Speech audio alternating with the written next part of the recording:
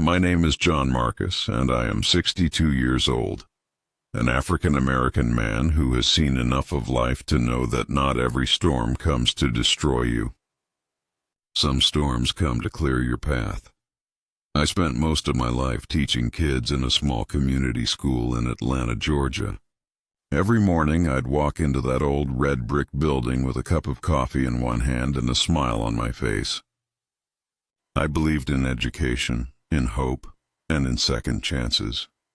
My students used to call me Mr. J, and I used to tell them, "Don't ever let anyone make you feel small. The world respects those who rise from nothing." I just never thought I'd have to live that lesson myself. After I retired, I moved in with my daughter, Sarah, and her husband, Daniel. I thought I was walking into peace, the kind of peace an old man dreams of after years of hard work. Sarah was my world, my only child. I raised her alone after my wife, Clara, passed away. She was my pride, my light, my reason to breathe. When she married Daniel, I thought God had sent her a blessing. The man seemed polite, educated, and full of ambition. But I was wrong. At first, things were fine. We shared dinners together. They'd ask me stories about my teaching days, and sometimes I'd put my grandson to sleep with old blues songs I used to sing in church. But slowly Daniel started changing. His tone got colder, sharper. His smile turned into something fake. He started making small jokes about my age, about how I was too old to understand the modern world. I laughed them off at first. But with time, the jokes turned into insults. He'd say things like, "Old man, this ain't your house anymore," or "You should be in a nursing home, not here watching TV." Sarah stayed silent. I could see guilt in her eyes, but she didn't speak up. Love makes people weak sometimes. Then one morning it all happened. Daniel called me into the living room. He had my suitcase already packed. "John," he said, "we've talked about it. You can't stay here anymore. We need our space. You should move into a senior home. It'll be better for everyone." I looked at him. I looked at my daughter. She didn't say a word, just tears. And in that moment, I understood. The world I built, the love I gave, it all meant nothing here. So I picked up my old leather bag, my worn-out Bible, and walked out of the house. The air outside felt colder than I'd ever known. I rented a tiny room on the west side of town.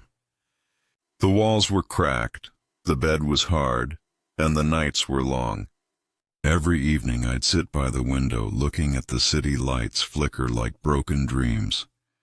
I'd ask myself, is this what's left for a man who gave everything? But you can't keep a strong man down forever. Not when he's got spirit.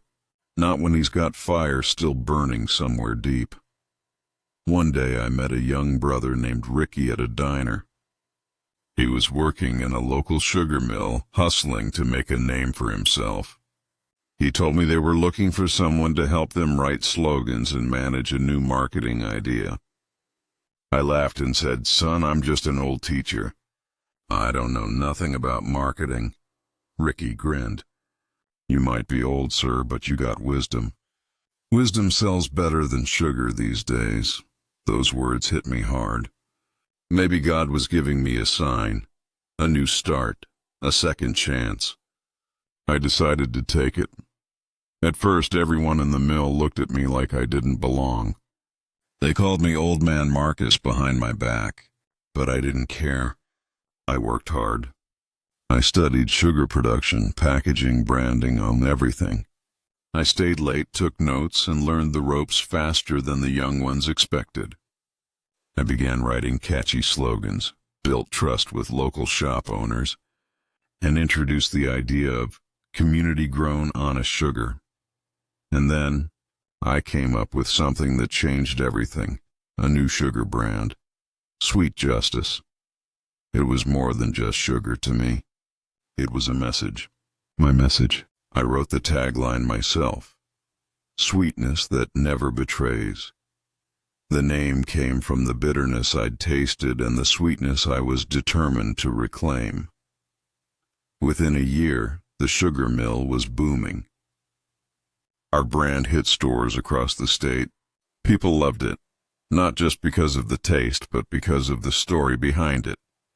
Reporters started calling me the Sugar Grandpa, the man who turned pain into purpose. Then came the day I never saw coming. Our company got invited to a big food exhibition in Atlanta. We had a booth decorated with golden letters, Sweet Justice, by John Marcus. I was there in my best black suit, silver tie, and my favorite hat. I was shaking hands, giving interviews, smiling for photos, and then I saw them, Daniel and Sarah. They were there to find a sugar supplier for their bakery business. Daniel looked sharp in his gray suit, same smug smile he always had, until his eyes landed on my booth. He stopped cold. His jaw dropped when he saw my name on the banner. He walked closer, slow and hesitant. "Mr. Marcus, this is your company?"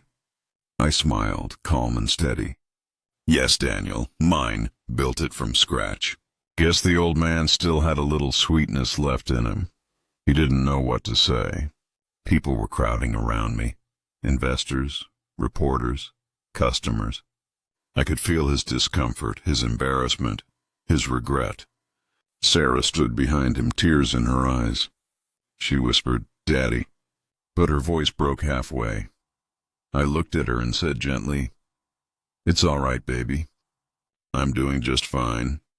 Then I turned back to Daniel and said quietly, "You threw me out of your house because you thought I had nothing left. But you see, the thing about sugar is, it may melt under heat, but it never loses its sweetness." That line ended up in the newspaper the next day. They ran my story with a headline, "Sweet Justice, the old man who turned betrayal into empire." My phone rang for weeks. Stores wanted deals. Investors wanted shares. Life had done a full circle.